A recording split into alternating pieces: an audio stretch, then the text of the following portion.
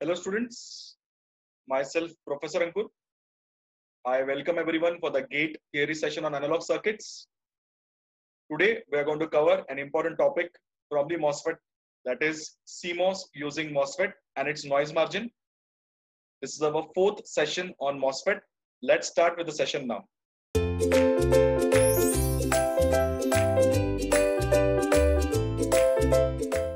So whenever we talk about the CMOS inverter using MOSFET, the first term we need to understand is what do you mean by an inverter? So inverter is a concept where if I give logic 1 at the input, you will get logic 0 at the output.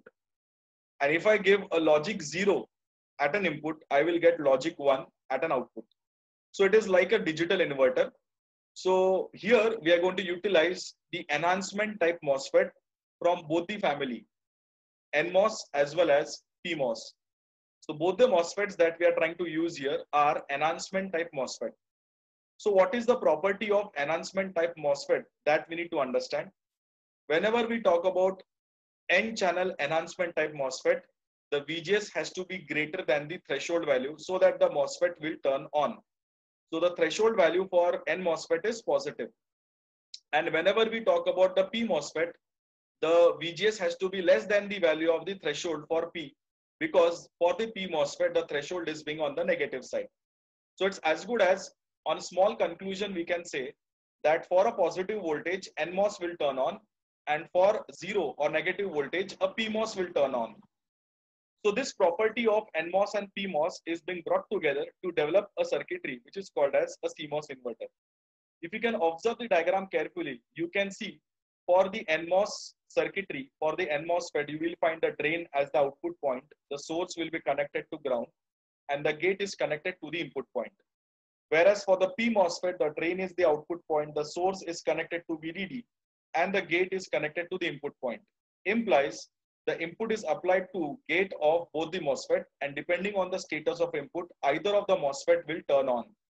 So now whenever we talk about the CMOS inverter, since both the MOSFETs are enhancement type NMOS and PMOS devices, when I consider my input as logic 0 or 0 volt, we will observe that the P MOSFET will turn on and the N MOSFET will turn off. And that's the reason the P MOSFET will work like a closed switch, shorting the output point to the VDD. And hence we say that the output is going to be logic 1, that is going to be high output. Now when I consider the input as 1, that is basically my logic 1. So under this situation, you will find the N MOSFET will turn on and the P MOSFET will turn off. And that's the reason the output will be as good as logic 0, because once the N MOSFET is on, it will work like a closed switch, shorting the output point to the ground point, and you will get a low voltage across the output point. So this is the way in which a CMOS can work like an inverter. Now, the main thing we need to understand here is how the CMOS characteristics is going to operate. If you can see the graphs carefully, you will find a transition of both the devices from various regions as and when the input starts rising from 0 till the value of logic 1, that is 5 volt. So I'm considering the input as logic 0 as 0, and then the logic 1 will be 5 volt. If you start increasing the input now from 0 to 5 volt slowly, you will see the transition effect. So for the first situation, when the input was actually at logic 0, you will find the NMOS was off and the PMOS was on. Now, once you start increasing the input, the NMOS and the PMOS transition will happen, and at the input point equal to VDD, you will find NMOS is going in the on state and PMOS is going in the off state. So there is a transition of the device from, you can say, if I talk about transition for P MOSFET, for rise in input, you will find the resistive region, saturation region, and cutoff region. And if you talk about the N MOSFET, it will be off state, matlab cutoff region, then saturation, followed by saturation, and then the resistive region implies the linear region. But if you observe a center line crossing at an angle of 45 degree, you can say, from the 0 till the center point where both the MOSFETs are in the saturation point, you will find at that point the value of V out will be equal to V in. So that is basically defined as VM, or that is called as a threshold point of the CMOS inverter characteristics. So what we need to understand here is the device is going to have a device is going to have a transition from various region one by one as and when the input starts rising from 0 till a value of VDD. So what we need to understand here is if you see the left hand side figure, you will find the points indicated as A and B.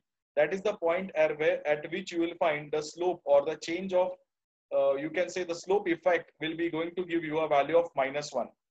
So when we define a parameter called as noise margin, the noise margin will have in all 4 parameters where we'll be discussing in detail the CMOS inverter noise margin parameters. So when we talk about noise margin, basically noise is defined as an unwanted variation in the voltage. So this will definitely cause logic errors in interpretation. So to avoid it, we have to ensure that noise gets rejected. So when I define the term called as noise margin high, it is defined as the tolerable voltage range for which we interpret the inverter output as logic 1. So noise margin high is defined as VOH minus VIH. Noise margin low is defined as the tolerable voltage range for which we can interpret the inverter output as logic 0. So noise margin low will be VIL minus VOL. So when you see the definition of the noise margin high and noise margin low, we can get 4 parameters: VIH, VOH, VIL, and VOL. So if you see the output characteristics, you can see a range that is going to be logical high output range and a logical low output range. And when we talk about the input interpretation, again we can see the logical low input range and the logical high input range, because whenever we talk about the input, under ideal situation, we are saying that the logic 0 is 0 volt and the logic 1 is 5 volt.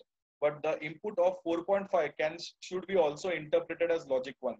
On similar lines, an input of 0.3 or 0.4 should be also represented as logic 0.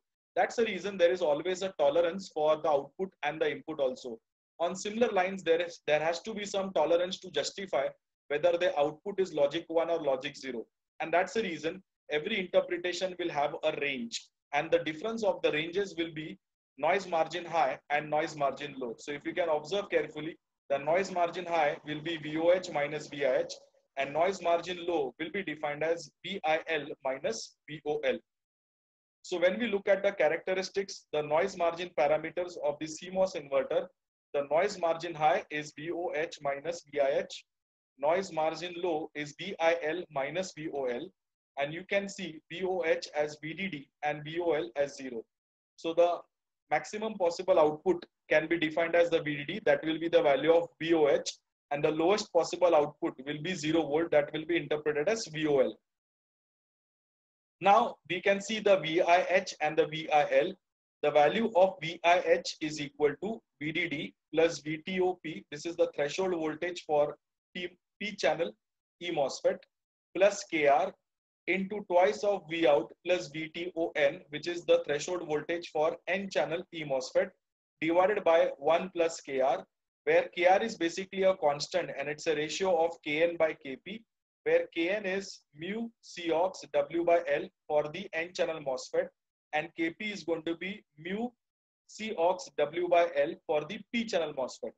On similar lines, you can find the value of VIL as twice of Vout plus VTOP minus VDD plus KR into VTON divided by 1 plus KR. So this is the way we can calculate the value of VIH and VIL. VOH will be as per the data, that will be VDD given. VOL will be straight away 0. And then you can take the difference of VOH minus VIH and VIL minus VOL to define the value of noise margin high and noise margin low. So this is how you calculate the noise margin parameters of CMOS inverter circuitry. So this is all about CMOS inverter. Thank you.